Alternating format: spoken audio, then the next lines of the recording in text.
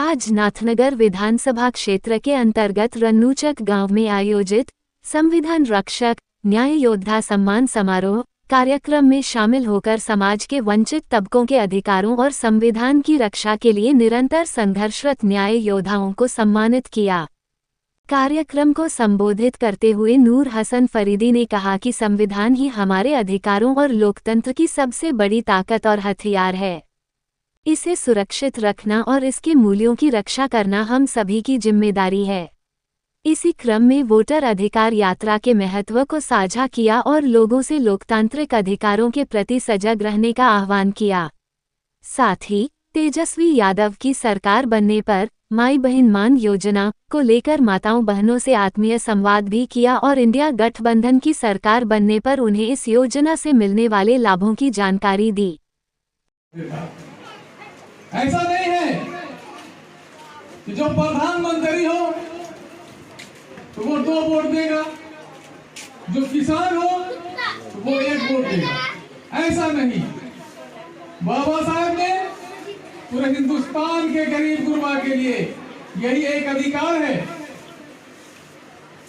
जब 5 वर्षों में मुख्यमंत्री को भी इस धरती पर उतरना पड़ता है, एमपी को भी इसी धरती पर आना पड़ता है और विधायक को भी एक घर घूमना पड़ता है, और वो कहां से मिले? इसलिए वो विकसित नहीं करना चाहते बिहार को, क्योंकि वो चाहते हैं कि बिहार से मजदूर पैदा हो, बिहार से आईएएस आईपीएस डॉक्टर नहीं पैदा हो, सिर्फ मजदूर पैदा हो जो गुजरात में जाके काम करे। ये संविधान बचाओ का जो आपने ये पीड़ा उठाया है, क्या कहेंगे? ये कमेटी बनाई है आपने संविधान बचाओ अभियान को लेकर के, जो आपने संविधान रक्षक जो कमेटी बनाई है, क्या कहेंगे? क्या उद्देश्य है इसका? पूरे देश में संविधान खतरे में है। जी, आप देख रहे हैं कि न्यायपालिका से लेके और विधानसभा तक कोई भी है न्याय की कोई काम हो न रहा है। इसलिए हम लोग ये कमेटी बनाए हैं और जितने भी जो पदाधिकारी हैं वो संविधान को भूल चुके हैं और देश में संविधान खतरे में है। इसलिए हम लोग इस कमेटी को बना के इसको आगे बढ़ाएंगे। संविधान रक्षक जो बनाए हैं आपने, उनको क्या उम्मीदें हैं? उन लोगों से, उन लोगों को क्या टास्क दिए हैं? वो लोग जो है जो अपने पंचायत में है वो करप्शन रोकेंगे। पंचायत में अगर पंचायत स्तर पे कोई किसी तरीके का कार्य हो और उसमें करप्शन मांगा जाए तो ये संविधान कमेटी वहाँ पे मजबूती से खड़ी होएगी और ये बाबा साहेब भीमराव अम्बेडकर की संविधान को सुनाते हुए उस जो कर्मचारी या किसी तरीके उसको जेल तक डालने का काम करेगी। हाँ, अच्छा, ये जो आप पंचायत घूम रहे रन्नूचक जो ये पंचायत है, यहाँ पे बाढ़ पीड़ित लोग हैं, बोल रहे हैं मुआवजा नहीं मिला है, हम लोगों को कोई पूछने नहीं आया, ना सीओ ना बीडीओ, तो क्या कहना चाहेंगे आप? ये सरकार की नाकामी है। सरकार जो है इतना योजना मिलता है और हम पब्लिक से जो है जितना भी पैसा उगा के जीएसटी वगैरह लेके और हम गरीबों को नहीं देती है, और वो जो है एक उद्योगपति को जो है देखिए आज कितना कर्जा देती है। इस तरीके का सरकार काम कर रही है। सरकार जो है नाकाम है और पब्लिक देखिए तेजस्वी यादव को मुख्यमंत्री बनाने के लिए परेशान है। इस बार मौका मिलेगा, तेजस्वी यादव को मौका देने जा रही है ये लोग। देखिए महिला कितनी है यहाँ पे और सबका ये कहना है कि इस बार जो है नीतीश कुमार से को गद्दी से हटाना है और तेजस्वी यादव को बैठाना है। जी जी, बहुत हम लोग सरकार के काम से बहुत ही निराश हैं। अभी बाढ़ आई, एक ब्लीचिंग का छिड़काव भी नहीं हुआ, न किसी को मुआवजा मिला, न फसल क्षतिपूर्ति कुछ मिल रहा है। इतने सालों से बाढ़ आ रही है, 15-20 साल से इनकी सरकार है। एक बांध बना देते तो कम से कम 2 फसल तो हो जाता, तो हम लोगों को बहुत सुविधा में हो जाता। और हम लोग यहाँ कोई उद्योग धंधा नहीं है, हम लोग बाहर कमाने के लिए चले जाते हैं, उद्योग धंधा का भी स्थापना कुछ होता। और यहाँ सरकारी डिपार्टमेंट में जहाँ कहीं भी जाते हैं, आपदा की राहत के लिए कुछ भी तो हर जगह घूस मांगता है, 1000 दो, 2000 दो, तभी तुम्हारा पास होगा।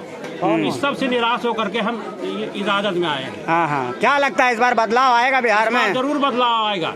हाँ, बिल्कुल लहर है, जनता बिल्कुल इन सरकार से निराश हो चुकी है और अब की बार तो उसी साफ जरूर दी। और नाथनगर में कैसे लोगों को टिकट मिलना चाहिए जो जाकर जो ईमानदार हो, इनके जैसे ईमानदार हो, नूर हसन साहब के जैसे ईमानदार हो, उनको टिकट मिलना चाहिए। जी जी, साहब को मैं इस बार जिता के ही रहूँगा। जी जी, संविधान रक्षक का ये सर्टिफिकेट मिला है, क्या कहेंगे?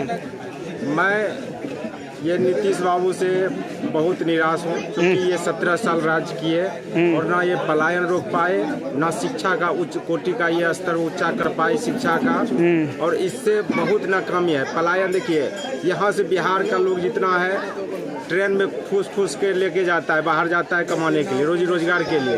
यदि ये 15-17 साल में ऐसी व्यवस्था करता जो कि यहाँ का लोग बाहर नहीं जाता, और लोग जो अभी दूसरे राज्य का लोग कहता है कि बिहारी है भगाओ इसको, ये कहने का सुनने का नहीं मिलता।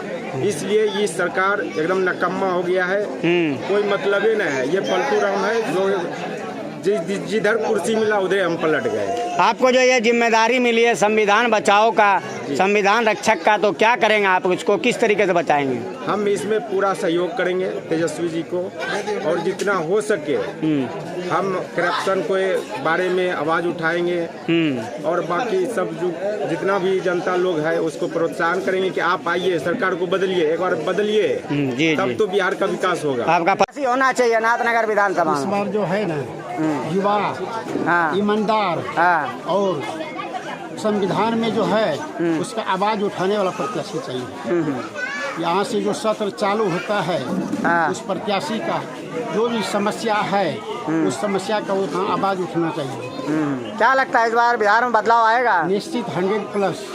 किसकी सरकार बनेगी इस बार? राजद का। राजद की सरकार। जी जी।